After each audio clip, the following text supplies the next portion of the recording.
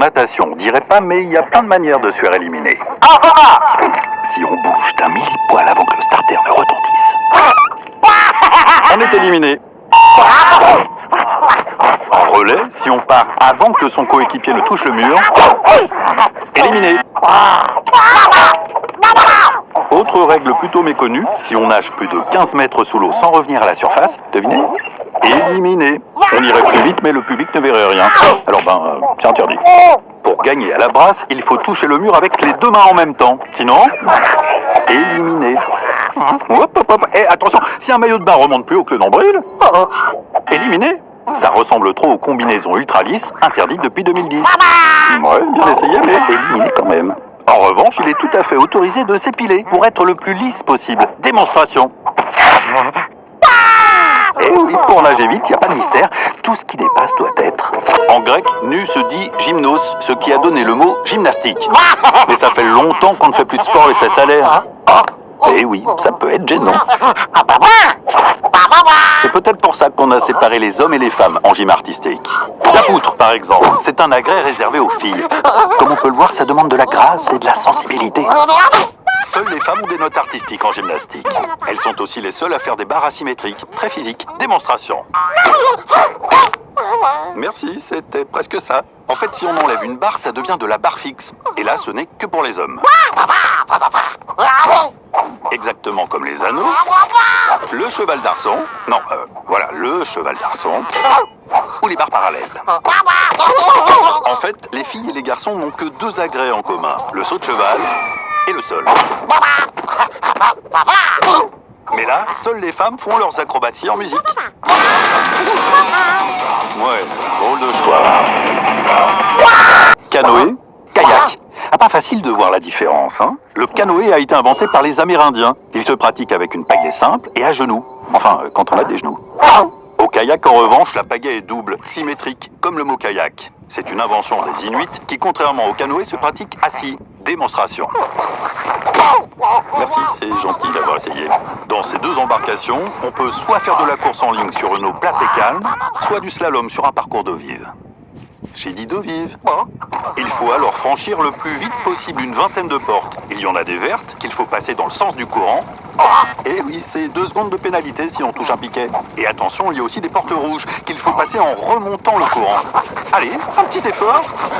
Non, dommage. Rater une porte, c'est 50 secondes de pénalité. Oups, plus de courant.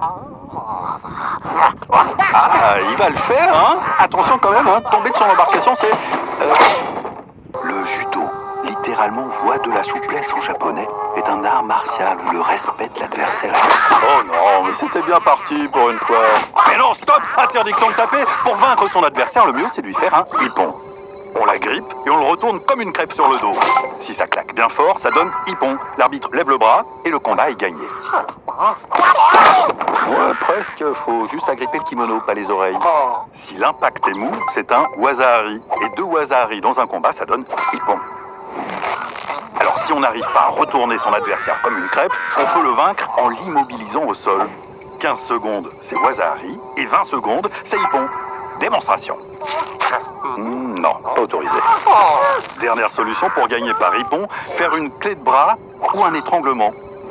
Voilà, parfait. Pour abandonner le combat, votre adversaire doit taper 3 fois du pas de la main sur le tatami ou sur vous. Non, jamais au visage. Et juste 3 petites tapes, hein, ça suffit. Alors, non. Oula, attendez.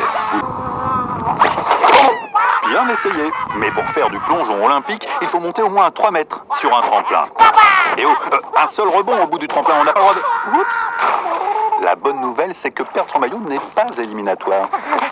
La deuxième hauteur olympique, c'est 10 mètres sur une plateforme de haut vol. C'est la hauteur d'un immeuble de 3 étages. On arrive en bas à près de 60 km/h. La règle numéro 1 pour avoir de bonnes notes, c'est d'entrer dans l'eau bien à la verticale en faisant le moins d'éclaboussures possible. Impeccable, pas une goutte.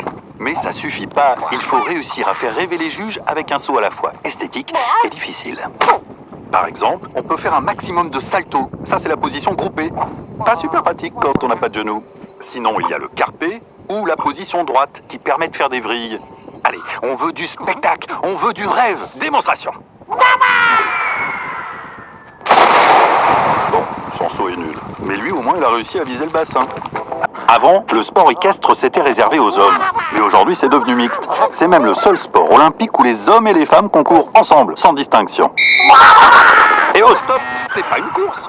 En saut d'obstacle, les couples passent chacun leur tour. Et quand je dis couple, je parle du cavalier et de son cheval. Il y a 13 obstacles maximum à franchir dans l'ordre, sans dépasser un temps imparti. Toutes les 4 secondes en trop, un point de pénalité. Alors on se dépêche. Parfois c'est du saut en hauteur. Rassurez-vous, ce sont de fausses briques. Ah ben non, pas cette fois. Parfois c'est du saut en longueur, au-dessus de ce qu'on appelle une rivière. Si on tombe de sa monture, éliminé. Sur les obstacles plus classiques, si on fait tomber une barre ou toutes les barres, c'est pareil, 4 points de pénalité. Et si le cheval refuse de sauter, c'est 4 points aussi. Il est donc très important que le cavalier et sa monture aient une relation de confiance et de complicité, parce qu'au deuxième refus, c'est l'élimination. Alors pour la complicité, c'est pas trop mal. Oui, t'as l'air costaud, toi, taillé pour le lancer de poids. Tiens, un boulet. Attention, ça fait plus de 7 kilos. Pour battre le record des humains, il faut le lancer aussi loin qu'un terrain de tennis. Démonstration. Oula, ça sent la migraine. Au lancer de marteau, le boulet est exactement le même, mais accroché à un câble. Le record humain, c'est presque 4 terrains de tennis. Oui, effectivement, pour prendre de la vitesse, on tourne. Ah, je sens que ça va partir loin. Ou pas. Au disque, les femmes lancent plus loin que les hommes. Peut-être parce que leur disque est 2 fois plus léger. Eh, beau lancer, leur corps va peut-être tomber. Ah non, dommage, le disque doit toucher le sol. Enfin, le javelot, l'engin le plus léger, qui va le plus loin, quasiment un terrain de foot.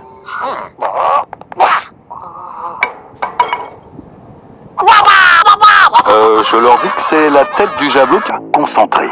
Pour ne pas être disqualifié d'office pour faux départ, il ne faut surtout pas partir avant le coup de feu. Plus de deuxième chance comme avant.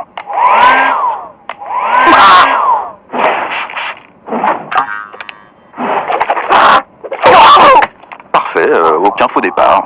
En saut de haie, on a le droit de faire tomber toutes les haies, c'est pas interdit. Mais il faut au moins faire l'effort de passer au-dessus. Ah oui, démonstration. Ou pas. En relais, si on fait tomber le témoin, pas de panique, hein, on n'est pas disqualifié. Par contre, seul celui qui l'a fait tomber peut le ramasser. Mais sans gêner ses adversaires. Hop, hop, hop, hop, interdiction de courir torse nu. Mais bizarrement, on a le droit de courir pieds nus. Ah, oui, pourquoi pas, même en chaussures à talons, c'est pas interdit. Enfin, c'est pas super pratique non plus. Ah, la photo finish. Alors, vous deux, vous n'êtes pas sur le podium. Tendre les oreilles en avant, ça sert à rien. Hein. C'est pas la tête qui compte, mais le point le plus avancé du torse, sans les bras. Voilà, comme ça, parfait. Ah, la poitrine, ça marche aussi, hein. Ah non, au contraire, au volley, il faut tout faire pour que la balle ne touche pas le sol dans son propre camp. De chaque côté du terrain, 6 joueurs.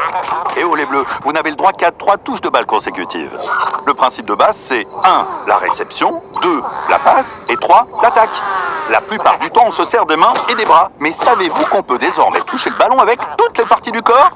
La tête, le ventre, les pieds, ou même les fesses si on veut. Et aujourd'hui, au service, la balle peut toucher le filet. Par contre, pour les joueurs, c'est totalement interdit. Vous savez qui est ce joueur avec cette couleur qui tranche? C'est le libéro, un super défenseur qui n'a pas le droit d'attaquer ou de servir. Et lui, c'est juste un joueur qui s'est trompé d'équipe. Allez, assez parlé, on fait un petit match? Ça se joue en 3 sets gagnants de 25 points. Et s'il y a un 5e set, il se joue en 15 points. 1 point pour les rouges. Et oui, maintenant on peut gagner 1 point, même si on n'a pas le service. Allez les rouges, vous récupérez le ballon et vous tournez. Oui, en escrime, il y a bien 3 types d'armes. Mais pas celle-là, désolé. Il y a le fleuret, qui est l'arme la plus flexible. Eh oui, ça fait mal. Il y a aussi l'épée. C'est l'arme la plus lourde. Ah bah non, rien à voir avec l'épée médiévale. On parle plutôt ici de l'épée des mousquetaires. Allez, tu sors. Et puis il y a le sabre, l'arme des pirates. Il n'y a qu'au sabre qu'on peut fouetter avec le tranchant pour marquer un point. Au fleuret et à l'épée, il n'y a que la pointe qui compte. Non, stop! Faut pas non plus toucher n'importe où pour marquer le point. Au fleuret, il ne faut viser que le tronc. Au sabre, tout le haut du corps. Et à l'épée, il y a l'embarras du choix. C'est l'arme la plus simple. Si les deux adversaires touchent en même temps, 1 point partout. Alors qu'au fleuret et au sabre, c'est celui qui allonge le bras en premier qui remporte le point. C'est une question de priorité. C'est plutôt facile, non? Bon allez, assez parlé, démonstration. Non, attendez, tout d'abord on allonge le bras. On fait... Non, j'ai dit pas d'épée médiévale.